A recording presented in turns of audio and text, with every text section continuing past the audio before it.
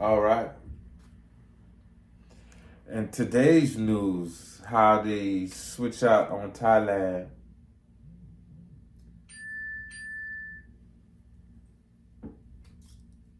They switch out on Thailand and change the law on them people over there. So now they got to find new form of employment. That's tough. That's tough. So we're gonna roll the clip and y'all watch that. It was dubbed the Green Gold Rush. In 3 short years, Thailand built $1 billion recreational cannabis industry. But the high is about to wear off. It's difficult to take a few steps through downtown Bangkok without bumping into one of these. About 18,000 cannabis shops popped up around the country after the drug was decriminalised. But the government is now recriminalising it, meaning all of these businesses could soon be facing shutdown. Last month, it became illegal to buy cannabis without a prescription. Next, the government says it wants to cut shop numbers down to 2,000, require each one to have a doctor on site, and relist the drug as a narcotic, effectively outlawing recreational use altogether. Outside the city centre, away from the holiday-making masses, the impact is already showing.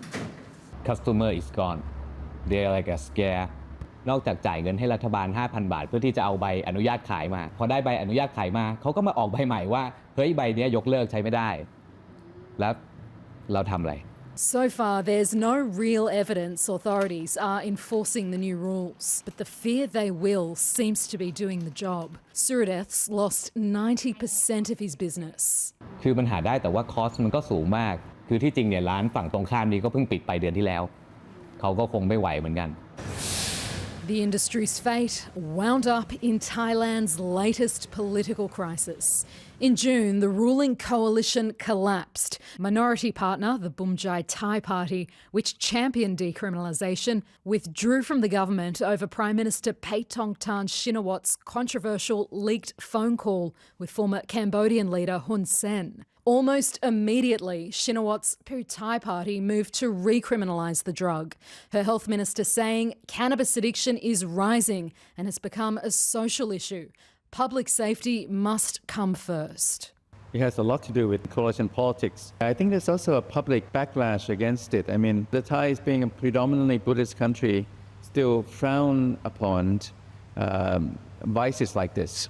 And now a lot of people, would suffer because they invested. Even before the changes, it was difficult for independent businesses to compete with those with foreign backing.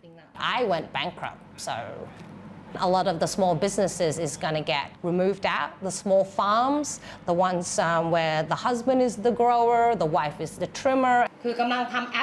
Kitty now runs an advocacy network for those still in business, fielding calls like these every day. Some have already closed.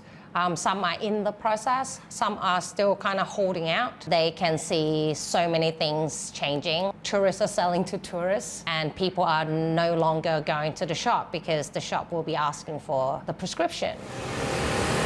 Signs what has become big business in the capital could just be moving underground. In Bangkok, Claudia Farhat, SBS World News.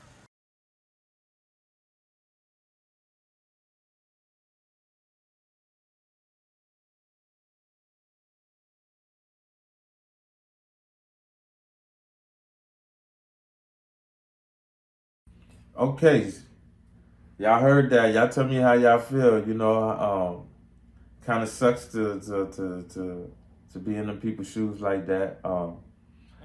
Real bad news for them to make the law. That's crazy. You make a law and then within 2 years, 3 years, you're changing the law, and the business is operational. There's jobs affected. There's entrepreneurs affected,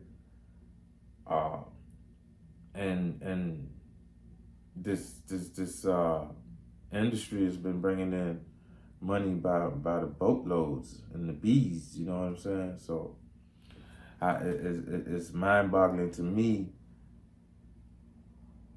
how this can go down in this fashion. But hey, I'm just reporting. But hey, you guys, let me know what you think about that. How you feel?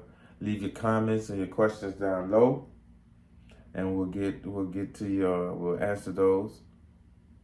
Yeah, but that sucks, you know. Now these people are going to have to find new employment or switch to a new business. That's why it's always good to have your hand in more than one thing.